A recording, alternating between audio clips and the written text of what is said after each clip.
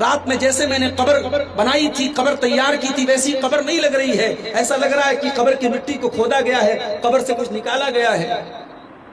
اسے ڈاؤٹ ہوا، وہ گھر آیا، اس نے اپنی بیوی سے کہا، بیوی نے کہا میرا دل بھی بہت گھبرا رہا ہے، میں نے کل رات میں بڑا بھیانک سپنا دیکھا ہے، چلو میں قبرستان چلوں۔ دوستو آپ کا خیر مقدم ہے ہمارے چینل میں۔ آج کے ڈاکٹر عبدالغفار سلفی کا بیان کا ٹاپک ہے، ایک باپ اپنی بیٹی کی قبر کو دیکھنے جاتا ہے قبرستان، دیکھ کر حیران ہوا۔ یہ بیان بہت اہم بیان ہے، اس بیان کو توجہ سے سنیے، انشاءاللہ بہت زیادہ فائدہ ہوگا۔ تو چلیے دوستو مل کر سنتے ہیں۔ بنارس کی دھرتی پر جہاں میں رہتا ہوں، پچھلے مہینے ایک واقعہ ہوا۔ فجر کی نماز پڑھ کے قبرستان گیا، اپنی بیٹی کی یاد آئی، بیٹی کی قبر پہ گیا۔ اس نے دیکھا کہ بیٹی کی قبر کی حالت بدلی ہوئی ہے۔ رات میں جیسے میں نے قبر بنائی تھی، قبر تیار کی تھی، ویسی قبر نہیں لگ رہی ہے۔ ایسا لگ رہا ہے کہ قبر کی مٹی کو کھودا گیا ہے، قبر سے کچھ نکالا گیا ہے۔ اسے ڈاؤٹ ہوا، وہ گھر آیا، اس نے اپنی بیوی سے کہا، بیوی نے کہا میرا دل بھی بہت گھبرا رہا ہے، میں نے کل رات میں بڑا بھیانک سپنا دیکھا ہے، چلو میں قبرستان چلوں۔ قبرستان وہ عورت، وہ بچی کی ماں جب گئی اور اس نے قبر کے اندر سے جب مٹی ہٹائی ہے، اندر بچی کی لاش غائب ہے، بچی کی لاش غائب ہے۔ پورے قبرستان میں جب تلاشی لی تو قبرستان کے کسی کونے میں بچی کی لاش ملتی ہے۔ پھر اور تحقیق کی کہ وہاں کیمرے وغیرہ لگے ہوئے تھے، کیمرے وغیرہ سے جب تحقیق کی گئی، پتا چلا کہ اسی محلے کا ایک انسان نشے کی حالت میں، شراب کے نشے میں دھت ہو کر کے قبرستان آتا ہے اور اس 8 سال کی بچی کو قبر سے نکالتا ہے اور اسے اپنے ساتھ لٹا کر کے رات بھر سوتا ہے اور پھر اس کو قبرستان کے کونے میں چھوڑ کے چلا جاتا ہے۔ یہ وہ دور ہے میرے بھائی جہاں قبرستان سے، قبر سے، وہ قبرستان جہاں موت کو یاد کیا جاتا ہے، جہاں آخرت کو یاد کیا جاتا ہے، جہاں میرے نبی جاتے تھے تو رونے لگتے تھے، صحابہ جاتے تھے تو رونے لگتے تھے، اسی قبرستان پر بیٹھ کر کے آج مسلمان شراب پیتا ہے، اسی قبرستان پر بیٹھ کر کے جو ہے یہ مسلمان جوا کھیلتا ہے، گالی گلوچ کرتا ہے اور اس کے بعد کہتا ہے کہ ہمارے اوپر اللہ کی مدد نہیں آ رہی ہے، ہم فلسطین میں مارے جا رہے ہیں، ہم دنیا بھر میں کاٹے جا رہے ہیں۔ ارے مسلمان تو اپنے اعمال کا جائزہ لے، تو کہاں پہنچ چکا ہے؟ تیری بدکرداری اور تیری بدعملی کس حد تک پہنچ چکی ہے، پہلے تو اس پر غور کر۔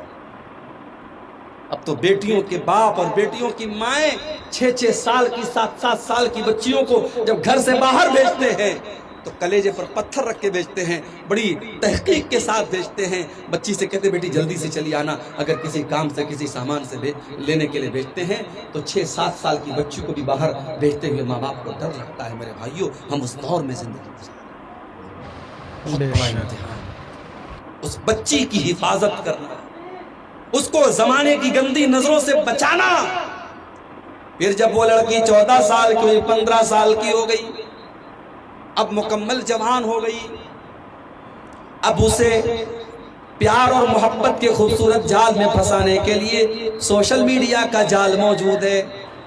کوئی اسے واٹس ایپ پر میسج کر کے آئی لو یو بول رہا ہے، کوئی فیس بک کے اوپر آ کر کے محبت کا اظہار کر رہا ہے، کوئی انسٹاگرام پر آ کر کے اس سے فوٹو مانگ رہا ہے، اس کو طرح طرح سے پیار اور محبت کے جال میں پھنسا کر کے اس کے جسم کو نوچنے کی کوششیں کی جا رہی ہیں۔ میرے پیارے بھائیوں، میری پیاری ماں بہنوں، ان تمام جالوں سے اس نوجوان بچی کو بچانا یہ ماں باپ کی بہت بڑی ذمہ داری ہے۔ اسی لیے اللہ کے نبی فرماتے ہیں من ابتلی من ھذہ البنات شیئا، جس کو اللہ تعالیٰ لڑکیاں دیتا ہے، جس کو بیٹیاں دیتا ہے اور اس امتحان میں وہ ماں باپ کھڑے اتر جاتے ہیں، کن لہ سترا من النار، وہ بیٹیاں اپنے ماں باپ کو جہنم کی آگ سے بچانے کا کام کرتی ہیں۔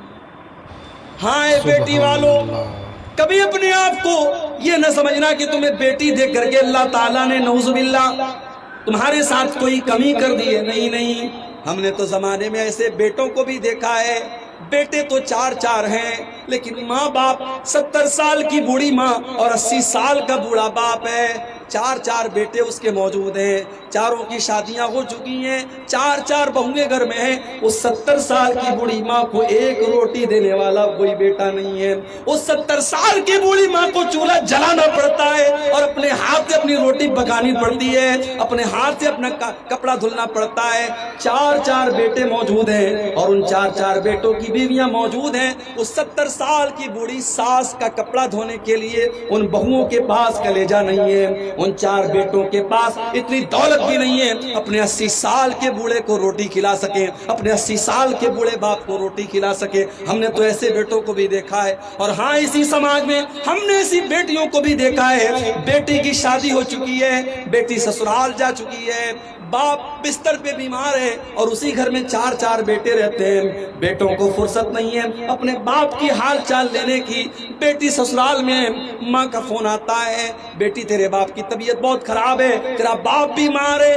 بیٹی اپنے سسرال کے سارے کام چھوڑ کر کے, اپنی ساری مصروفیات چھوڑ کر کے بیٹی دوڑی اپنے مائکے آتی ہے, اور جب تک اپنے باپ کا دیدار نہیں کر لیتی اور جب تک اپنے باپ کی حال چال نہیں لے لیتی تب تک اس بیٹی کے دل کو قرار نہیں ملتا ہے. ہم نے تو ایسی بیٹیاں بھی دیکھی. بے شک.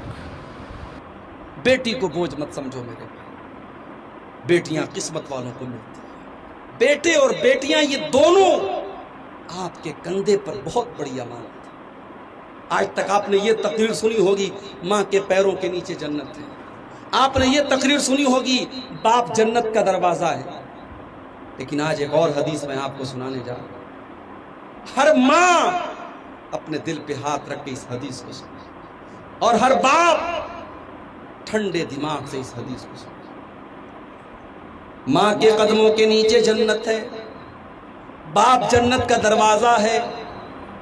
لیکن اللہ کے نبی یہ بھی فرماتے ہیں ما من عبد یسترقیہ اللہ رعیتا, جس بندے کے اوپر اللہ تعالیٰ کوئی ذمہ داری ڈالتا ہے, اس کے کندھے کے اوپر اللہ تعالیٰ کوئی ذمہ داری ڈالتا ہے.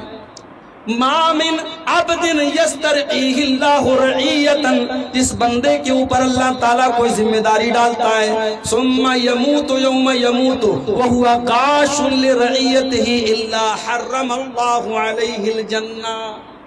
پھر وہ انسان اگر اس حالت میں مر جاتا ہے کہ وہ اپنی ذمہ داری کو صحیح طریقے سے نہیں نبھا رہا تھا, ایک باپ اپنے باپ ہونے کا فرض نہیں نبھا رہا تھا, ایک ماں اپنی ماں ہونے کا فرض نہیں نبھا رہی تھی, ایک باپ نے اپنے بچوں کا حق ادا نہ کیا, ایک ماں نے اپنے بچوں کا حق ادا نہ کیا.